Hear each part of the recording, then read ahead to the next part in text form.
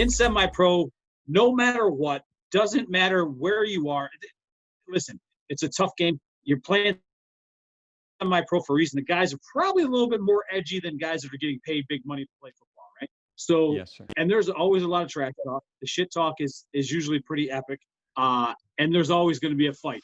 At any point in time in your career, there's been a fight, right? There's been more than one. Well, more than one, right?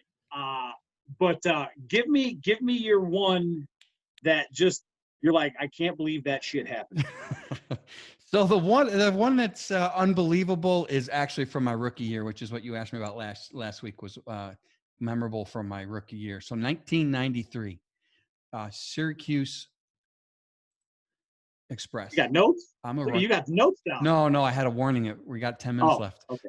All right. So I get the Syracuse Express. Again, I'm from Fulton, small town. Go to this city. These dudes, we talked earlier today about trash talking. These dudes were the best. So we were number 5 in the nation. I don't remember what our record was, but we were undefeated. Maybe 7-0, 8-0, something like that.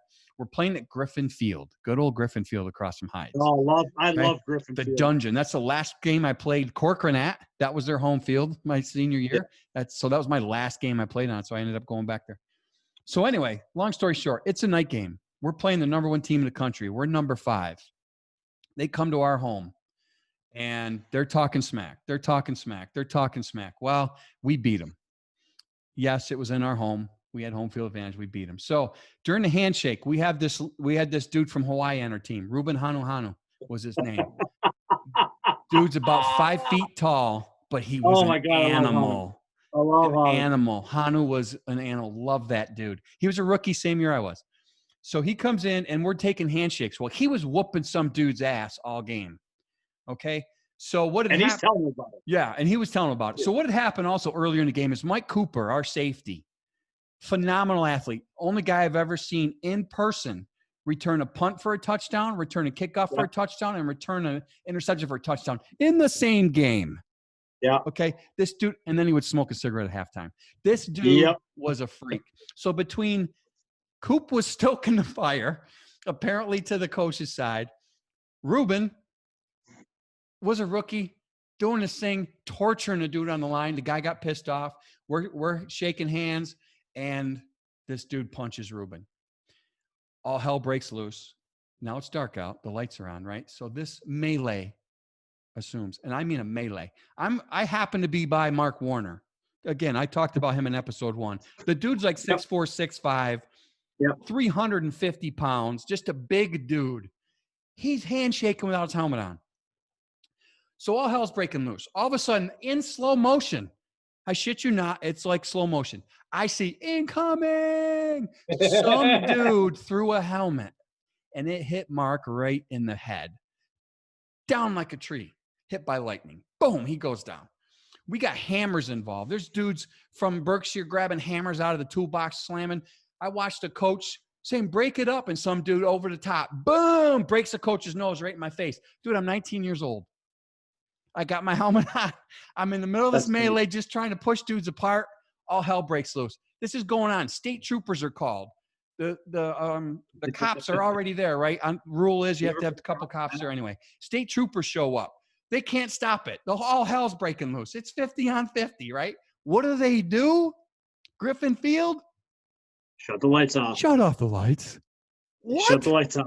What? All hell's breaking loose. And they shut the lights off. Shut the lights off. Yep. The melee kept going. So I remember reading the press article the next day. Yes, we were in the paper. And if I remember correctly, we also made ESPN because the Syracuse Chiefs, the minor league baseball team, also got in a fight that week. So they made a joke out of it. Okay? That's basically funny. Said, stay out of Syracuse. So long story short, I'm a rookie. I'm not going to lie to you. I was shitting myself. I'm next to the biggest man on the field, and he goes down like a tree struck by lightning. They turn the lights off. Cops everywhere. There's mace. There's hammers. There's broken noses. There's bodies laying down. There's women and children screaming and crying, and I'm not exaggerating. There is no hyperbole in there whatsoever. I believe it. It was mayhem. That was my rookie year. Why I came back? I don't know. And I think what stoked it was when we went to Berkshire earlier in the year, or maybe it was the next. It was the next year. Next year. So that's not. But anyway, the field was like there were like apartments behind it, dude. And we were like in a tunnel, and there were apartments all around us, dude. It was freaky. It was freaky. We were like completely surrounded in a city. I've never been on a field before that was in the city. Okay. It was crazy. But anyway, that was my story. Now, beat that one. Please tackle that subscription bar and also stiff arm the bell so you can be notified when our next video comes out. So, I mean, there's a couple I could probably pull out, but I'm just going to pull out rookie year story. So rookie year, obviously, and I don't think you came from college going into playing for the Express, but I came out of college. I only went to college for a year, came out of college, and all right, let's go. We're going to play for the Express. All right. I don't know how this organization operates. I just know it exists, right? So we're playing, I think our second game, we're in Batavia. And I don't think, but this was the only year I think Batavia actually had a team. And Batavia's team was a bunch of the guards from the prison. Oh, boy. Right? Yep. So, and they were just, they took one of our quarterbacks and they put him like, I don't know if there was one, you might see in an NFL game or something where the guy gets driven into the goalpost or like longest yard, right? Like longest, like right. legit like longest yard. Right. They drive one of our guys on the goalpost. Our other quarterback, Ed Watkins, breaks his arm over the top of somebody's helmet. So he's out of the game. So it's like third quarter. We're going at it all game long. Like in here, I was in the best shape of my life playing two sides of the ball, everything, right? This dude just grabs my face mask and just starts swinging out of nowhere. And I'm like, now here I am, dude. I'm a 19-year-old kid. You've never played like this before in your life. Never. You know what I mean? Like, Never. It's controlled aggression, but it's aggression within the confines of the game, right? Right. Just grab, bang. And I don't throw a punch back, right? Pulls my helmet up off my head. And so they walk me, they take me to the sideline. I get tossed out of the game. And I'm like, why are you throwing me out of the game? I didn't even throw a punch. And they're like, nope, you got in a fight. I'm like, this is the most, I was pissed. Because I'm like, I didn't even throw a punch. And at that point, we didn't have that many linemen, like you said, Right. They were all playing for the Storm, the majority of them, so we didn't have that many guys. So it was, that was my rookie year. I learned a very good lesson at that point in time. Like if somebody goes, you better go because you're going to get tossed. Either way. Yeah, that's the one thing. Semi-pro. Listen, I don't think I'd ever want to be a referee in semi-pro level for many reasons. Number one is I was an asshole as a coach to referees, man. You were. I got 4 or 5 sideline penalties in my career, so it was, I would never want to be a referee. So they don't have the benefit of instant replay. They don't have the benefit of the extra dude in the booth. There's only 6 of them usually, if all 6 show up. And we had some pretty decent referee, like we had. I think Dykes was one of the better ones. There's some good. Eric, I think he's still reffing. I know he was doing college and stuff like that. Yeah, there's some good refs out there. And we had 2 groups of guys that we always knew you could bullshit with them. You know what I mean? They bullshit with you. They talk, especially when we were winning. When we were winning, it was a different ball game. Like, right. When we were losing, ass kick. Some of them are. Let's be honest. Some of them are just dicks. Because they're used to idiots like me abusing them most of the time. So then when you try to be nice to them, they're like, "Shut up, dude. I'm not listening to you." And I've had them just walk away. I'm like, "Dude, can't walk away. I'm the head coach. I'm asking you a legit question. I don't have to listen to you, coach. I'm leaving." Shut up! I'll throw you out of the game. That's right. So, all right, man. So listen, if you've been around semi-pro long enough, we want to hear some of your rookie stories, man. We want to. Can you beat a 45-minute melee in the dark against the number 1 team in the country? Happen. I want to say that happened with 2 teams later in my career. One with Mohawk Valley, where I just walked to the locker room. I'm like, I'm not fighting the hell with this shit. I'm out of here. Yeah.